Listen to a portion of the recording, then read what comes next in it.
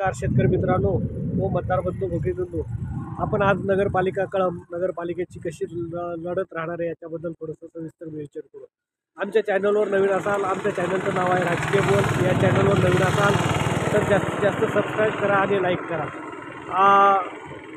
कळंब नगरपालिकेची जर लढत पाहिली तर कळंब नगरपालिकेमध्ये तिरंगी लढत होणार आहे. तिरंगी लढतीमध्ये मोठ्या प्रमाणात कशा पद्धतीने लढती राहणार हे आपण पाहणार आहोत. साधारणतः तिन्ही जर पाहिलं तर पारंपरिक लढती धाराशिव जिल्ह्याला खरी दिशा देणारे राजकारणाची ही जर ही असेल तर ही कळंब नगरपालिका, कारण इथं मातबर नेत्यांचं कस लागणार आहे. साधारणतः यामध्ये तिरंगी लढतीमध्ये साधारणतः भाजप आणि शिवसेना मित्रपक्ष यांच्यामध्ये युती झालेली आहे आणि त्या पद्धतीने ते युतीमध्ये लढत आहे. तसंच महाविकास आघाडीमध्ये काँग्रेस आणि शिवसेना उद्धव बाळासाहेब ठाकरे या गटाची ही सुद्धा युती झालेली आहे, त्या माध्यमातून ते. आणि तिसरा जो पर्याय दिलेला आहे तो दोन्ही राष्ट्रवादी काँग्रेस पार्टीने, शरद पवार गट आणि अजित पवार गटांच्या दोन्ही काँग्रेस एकत्र येऊन त्यांनी हे सुद्धा नगराध्यक्ष व सदस्य पदासाठी सुद्धा, नगरसेवक पदासाठी सुद्धा उमेदवारी दाखल केलेले.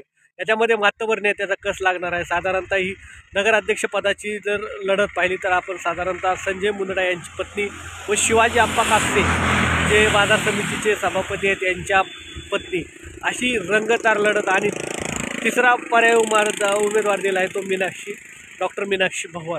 जग भवर फॅमिलीचा दबदबा कळंब तालुक्याच्या राजकारणामध्ये मोठ्या प्रमाणात अशा मातबर तिन्ही नेत्यांच्या पत्नींची कस या निवडणुकीमध्ये लागणार आहे. तसेच या निवडणुकीचं वैशिष्ट्य म्हणलं तर नरसिंग अण्णा जाधव यांचे सुपुत्र विश्वजित जाधव हे सुद्धा नगरपालिकेच्या निवडणुकीत पहिल्यांदा आपला आजमावत आहेत. अशा पद्धतीने या लढती आहेत. याच्यामध्ये मोठ्या प्रमाणात मुस्ताक कुरेशी असतील, अनंत वाघमारे असतील, तसेच नामदेव पौळ असतील, हर्षद आंबुडे असतील, अशा मातबर नेते. तसं पाहिलं तर पांडुरंग कुंभार जे महाराष्ट्र प्रदेश काँग्रेसचे सचिव आहेत ते सुद्धा युतीमध्ये उद्धव बाळासाहेब ठाकरे यांच्याशी युती करून ते लढत आहेत. ते स्वतः नगरपालिकेच्या निवडणुकीला उभारलेले आहेत. तेही माजी उपनगराध्यक्ष राहिलेले आहेत. तसेच प्रताप मोरे यांची पत्नीसुद्धा या निवडणुकीमध्ये उभारलेले आहेत. आता सध्याला अर्ज माघारी घेण्याच्या कालावधीमध्ये कशा पद्धतीने लढती राहतील याच्या पाहणार.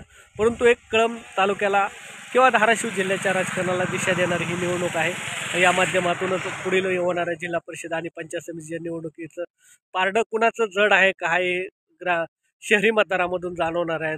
त्याचा पडसाद हे ग्रामीण मतदानावर सुद्धा पडणार आहे. त्यामुळं ह्या रणती आता पुढील टप्प्यामध्ये आपण पाहू वार्डनुसार कशा लढती राहील. आमच्या चॅनलवर नवीन असताल तर आमच्या चॅनल सबस्क्राईब, लाईक